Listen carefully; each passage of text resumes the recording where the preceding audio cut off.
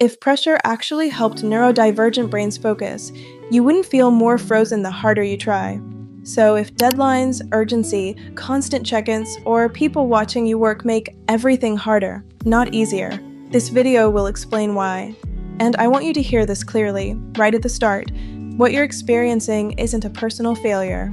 It's a nervous system response. We're taught a very specific story about focus. That pressure motivates.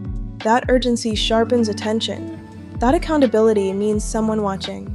So when pressure doesn't work on us, we assume we're the problem. Lazy, undisciplined, inconsistent. But here's the thing most productivity advice gets wrong. Focus isn't a choice for neurodivergent brains. It's an access issue. And pressure doesn't give access, it takes it away. The moment pressure enters the picture, something subtle but important happens. Your brain stops asking, "What am I working on?" and starts asking, "Am I safe right now?" That shift is fast. And it's quiet. Pressure brings time scarcity, fear of judgment, fear of failure, fear of being seen doing something wrong, even if no one says anything out loud.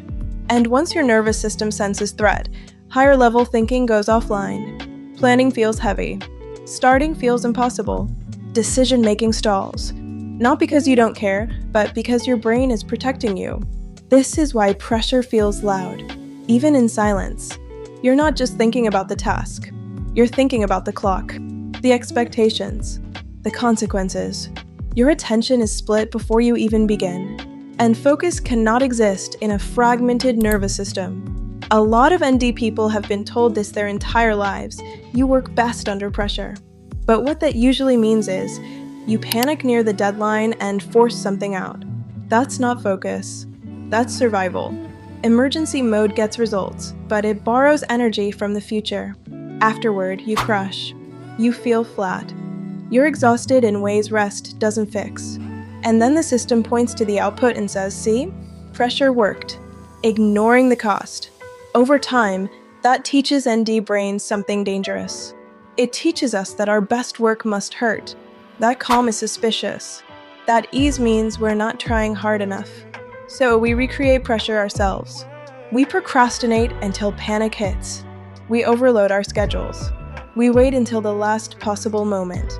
Not because we enjoy stress, but because pressure became the only state where output felt allowed.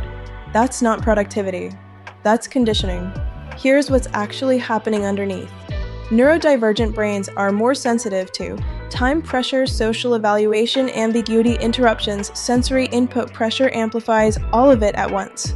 So when someone says, "Just focus," they're asking your brain to ignore threat signals and still perform. That's not reasonable. And it explains why pressure so often leads to shutdown instead of momentum. Now here's the shift. Focus doesn't come from pressure. Focus comes from safety. When your nervous system feels safe, your brain has room to think, room to connect ideas, room to stay with something, room to actually focus. That's why so many ND people notice they work best late at night when no one's watching, when deadlines are far away, when they're working alone. It's not the time. It's the absence of threat. Think about the last time you experienced real hyperfocus. It probably didn't happen because someone was checking on you. It happened because you weren't being rushed, evaluated, or interrupted. Your nervous system finally settled. Pressure removes that permission. So what works instead? The opposite of pressure isn't laziness. It's autonomy. Autonomy gives ND brains control over pace, timing, and environment. It lets focus emerge instead of being forced. Instead of punishing nonlinear thinking, it allows it. This is why asynchronous work is so powerful for ND brains. Async work removes real-time performance pressure. You don't have to respond instantly. You don't have to think on the spot. You don't have to regulate your pace while processing internally. You get to think first, then respond. That one change reduces more overwhelm than most productivity systems ever will.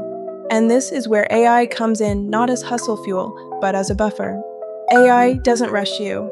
It doesn't judge pauses. It doesn't interpret silence as failure. It waits. For ND nervous systems, that matters more than people realize.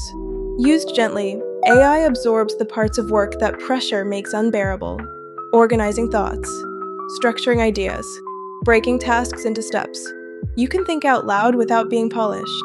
You can pause without penalty. You can come back later without shame. There's no performance, just support. That's why many ND people say AI feels easier than humans sometimes.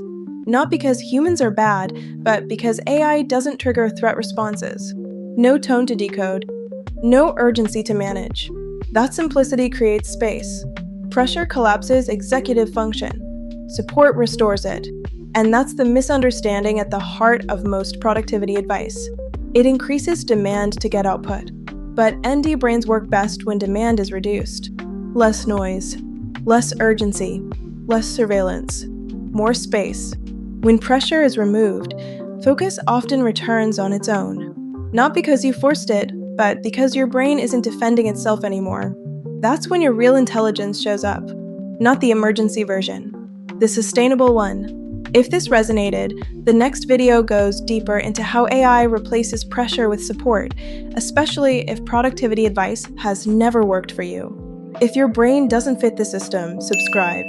I'll show you how AI can adapt to you. Keep learning, keep growing, and I'll see you in the next one.